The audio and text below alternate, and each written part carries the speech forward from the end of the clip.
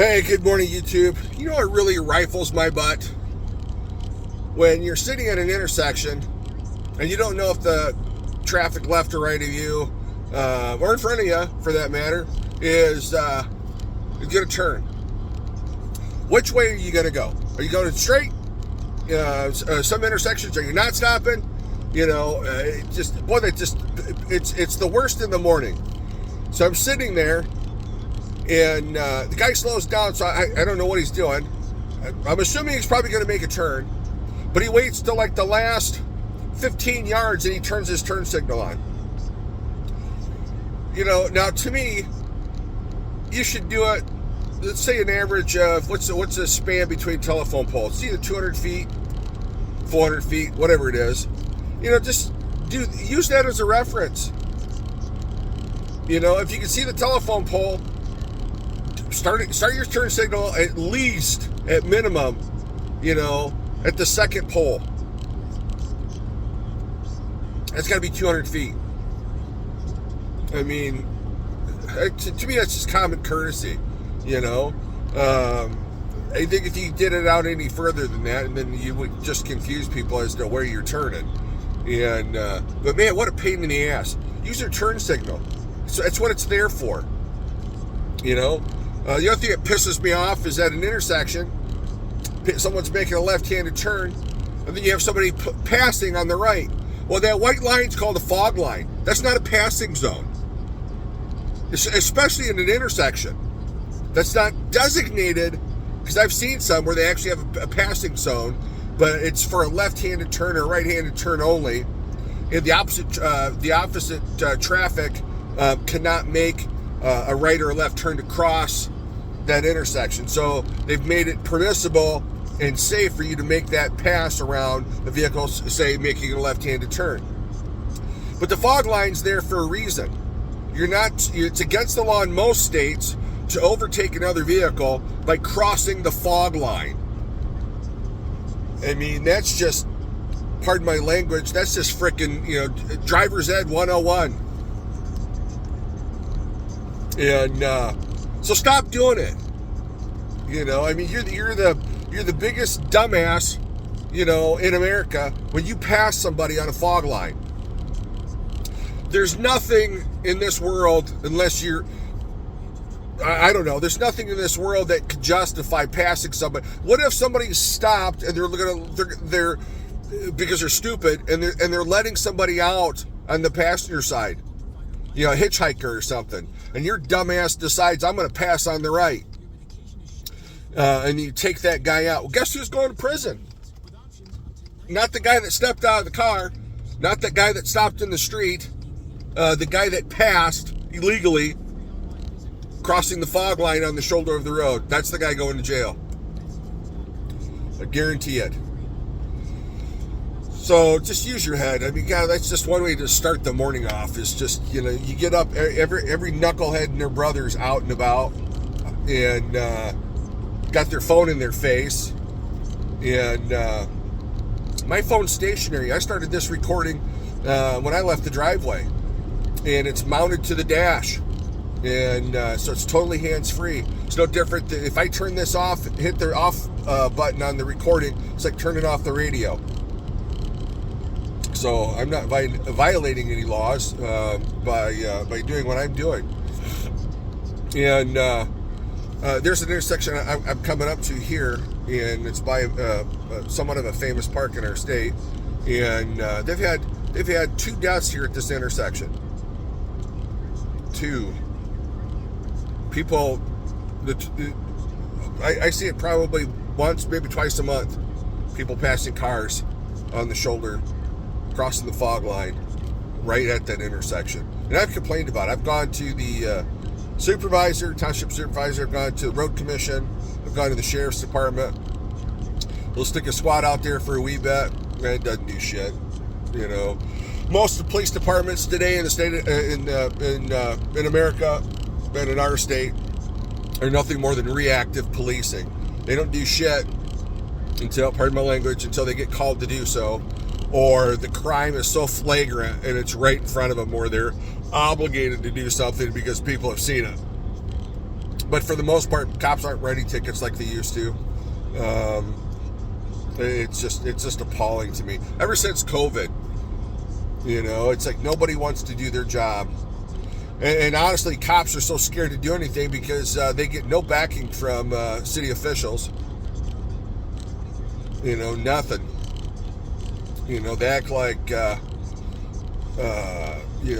law enforcement is a cancer. But law enforcement makes your community safe. Your fire department makes your community safe. And if you have those two key elements in your community and they're thriving and doing well, you probably have a pretty good community.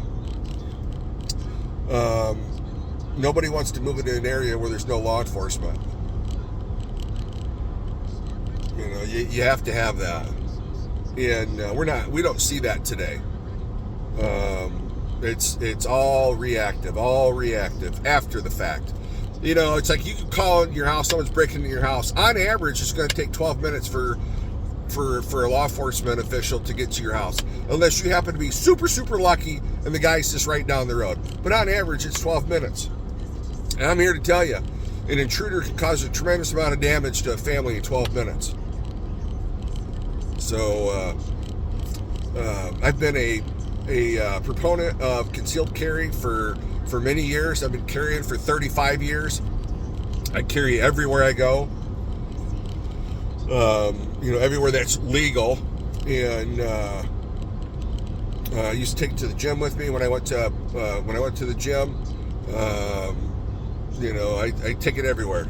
If I'm just going right down the road to get gas, and I was going to get coffee and a cup of coffee for my wife, I would go and I'd grab my pea shooter. It's an inner waist, and strap that dude on. Now in the wintertime, I carry my my SIG 40, and it's a little bigger of a firearm. It's a 2340, and I love that. I've had that since I was on the police department, so I've had it since 2001, and I just love that gun. Sig Sauer makes a good gun, and I've had it for a long time. The only issue I've ever had with that was just I had a bad magazine, and that's it. And so I own Glocks and Smith. I have a oh god, the name escapes me. It'll dawn on me. It's my 45.